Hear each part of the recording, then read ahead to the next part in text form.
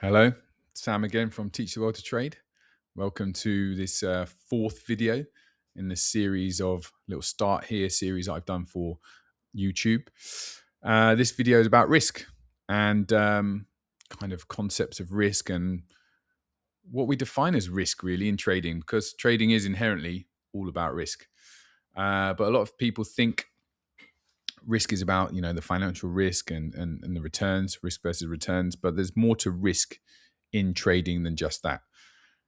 Initially, the initial risk is your time and your effort. These are things that you're giving away to try and learn a craft and a skill to hopefully get you where you want to be, maybe financially or career wise. So, framing it a bit differently rather than just the risk of your P&L is kind of where you want to be.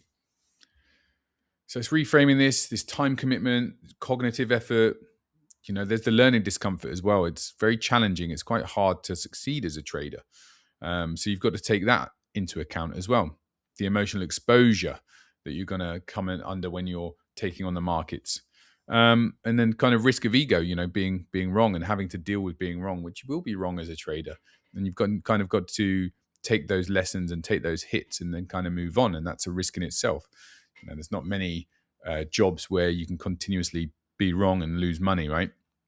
But trading is one of those, unfortunately. And you have to, and that's a risk in itself, psychological risk that a lot of people can't get across. So before you even start risking money, or you're risking your time, your effort, and your mental comfort, it's very important to understand. You've got to set expectations. A lot of people quit trading because the learning feels uncomfortable, progress is slow, feedback is often negative. Like I just mentioned, it's one of those very rare jobs where you can have seriously negative feedback where you're losing money. And then there's a lot of uncertainty as well. Markets are wild. A lot of the time, me as a professional, I can say, I don't know what's going on here. I've never seen this before. Things aren't happening how they normally do or they should do. And you got to hold your hands up and say, look, this is a time of uncertainty. This happens. But for junior traders, it can be like, well, what's this all about? This is crazy. And you can feel lost. And, again, very psychologically damaging. And it takes that practice and that experience to then get you through those times, which is very hard at the start. That's why, the first year of trading, I often said to my junior traders, within a year between us, we'll be able to tell if you're going to be a successful trader or not. That's a year, and that's working full time as well, 5 days a week, up to 10 hours a day. But most people, they don't fail because they lose money. They fail because they underestimate that cost of learning and that time commitment they've got to give to trading. That's what's very, very important. It's people don't quit because of the losses. It's the commitment that they realize they've got to give to succeed. But if you're ready to give that commitment and you want to learn and you extend that period and you remove the pressures from yourself, then you've got more of an opportunity, right? So that financial risk, that comes last, not first. The capital should be the last thing at risk. I've spoken before about using simulators, which are very important to use before you even have any capital outlay. Professionals, we protect our capital while we're learning. So, I'd say 80% of my job is being an analyst, really, rather than a trader. And I'm always trying to find those high chance and high probability trades that I want to do before I actually do it. Using simulators, I still use simulators now and then. I definitely, reduce my size when I need to, so I control my exposure. I control my financial risk and my trading risk. But if you're risking meaningful capital before you've built your skill, the order is all wrong. It's all about skill and education first, and then going into risk capital.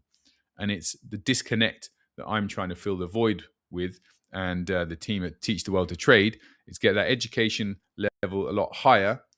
So people that are coming in with chunks of money, they're just losing it with low education. I can add to that education narrative to improve chances of A, not losing that chunk of capital, B, maybe making some money instead. Okay, so that's what I'm hoping to try and do with the Teach the World to Trade platform. So what do we as professionals mean by risk per se? We mean maximum loss per trade is a big potential downside. What is my maximum loss that I will take on this one trade? My drawdown tolerance overall as a portfolio. my emotional capacity, how much emotion and cognitive ability am I giving to these positions. And for me, the big one is ability to recover from any losses or mistakes in the market. So I always try to, what I say, manage my downside when I'm trading, and I work my risk back from that. Versus expectancy, I talk a lot about that, especially in the book that I've just written that's coming out very soon. So it's like managing your downside so then you can manage your upside. Two things that I've said about risk and trading. Step one, don't lose money. Try not to lose money. Step two, try and make money. Okay, but you won't do number two until you can nail number one, and that's very much to do with risk. So professionals define risk in advance, and amateurs discover in real time. That's the key difference. I very often know where I'm getting out before I'm getting in, so I know my downside, and I can manage my risk like that.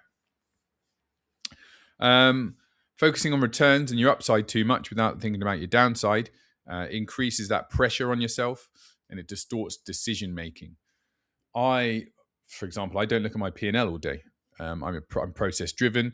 I try and put on as many onside positions as I can that have a greater than 50% chance of success. That's one of my remits as a trader. I break it down on my goals. But from there, I then judge my execution and management and my size based on my risk. I'll try and do that as many times as I can.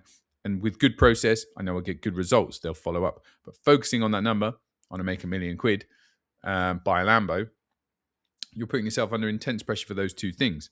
And it's going to distort your decision making and encourage over trading potentially, or trading with too much size.